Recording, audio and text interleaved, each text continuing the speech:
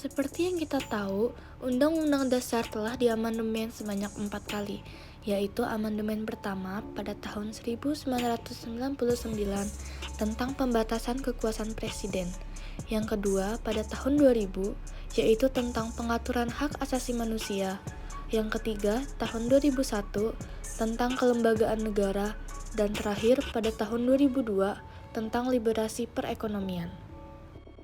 Nah, pada video ini, yang akan kita bahas yaitu amandemen kedua, tentang pengaturan hak asasi manusia. Pada saat itu, hak asasi manusia belum dimasukkan ke dalam Undang-Undang Dasar Negara Republik Indonesia. Kenapa?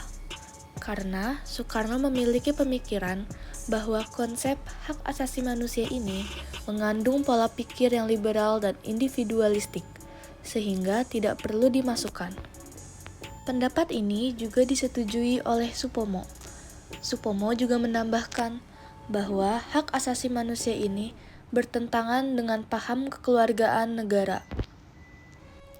Hal ini disampaikan pada sidang BPUPKI pada tanggal 15 Juli 1945. Paham liberal dan individualistik ini bertentangan dengan paham kekeluargaan, sehingga Soekarno tidak setuju untuk memasukkannya ke dalam Undang-Undang Dasar. Sedangkan Mohatta dan Mohyamin memiliki pandangan yang berbeda dengan pendapat Soekarno-Supomo. Mohatta dan Mohyamin memiliki pemikiran bahwa hak asasi manusia harus dimasukkan ke dalam Undang-Undang Dasar. Mohatta berpendapat bahwa hak asasi manusia harus masuk ke dalam Undang-Undang Dasar Negara Republik Indonesia dikarenakan untuk menghindari adanya kesalahgunaan kekuasaan dan juga ditakutkan untuk mengubah negara yang berdasarkan hukum menjadi negara kekuasaan.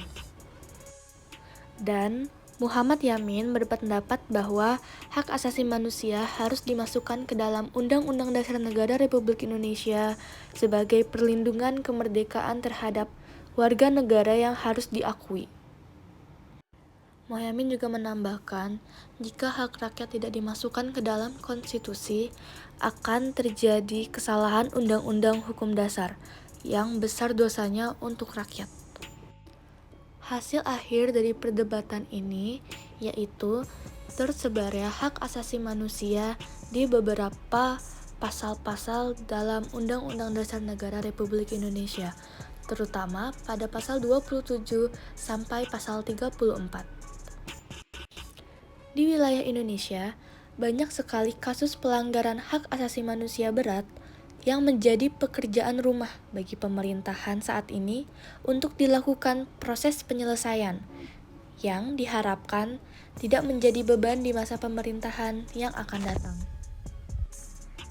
Pelanggaran berat yang terjadi di Indonesia diantaranya adalah G30 SPKI, rumah gedong di Aceh, peristiwa Talang Sari Lampung, peristiwa kerusuhan Mei, peristiwa Trisakti 1 dan 2, dan lain-lainnya. Di antara beberapa kasus pelanggaran hak asasi manusia yang terjadi, yang sangat menonjol salah satunya adalah peristiwa penembakan misterius atau Petrus tahun 1982-1985 di zaman pemerintahan Presiden Soeharto. Penembakan misterius yaitu operasi yang dilaksanakan untuk menanggulangi tingginya tingkat kejahatan yang terjadi di wilayah Indonesia. Operasi tersebut berdasarkan perintah atau kebijakan Presiden Republik Indonesia Soeharto pada tahun 1980-an. Secara umum, pelaksanaan operasi tersebut berjalan signifikan, terbukti semakin berkurangnya tingkat kejahatan di wilayah Indonesia. Banyak para pelaku kejahatan ditangkap dan diadili tanpa melalui proses pengadilan. Di sisi lain, proses penangkapan dan penindakan tanpa melalui proses pengadilan merupakan salah satu bentuk tindakan pelanggaran hak asasi manusia. Upaya pemerintah dalam proses penyelesaian kasus pelanggaran HAM berat diantaranya adalah tentang peristiwa Petrus telah dilaksanakan proses penyelesaian non-yudisial, di mana pada tanggal 27 Juni 2023, pemerintah telah melaksanakan peluncuran program pelaksanaan rekomendasi penyelesaian non-yudisial pelanggaran hak asasi manusia berat di Indonesia, DPD Provinsi Aceh. Dengan peluncuran tersebut, dilakukan proses pemulihan dengan memberikan atensi kepada pihak korban dan keluarga korban. Diharapkan, penyelesaian tersebut dapat diterima oleh semua pihak.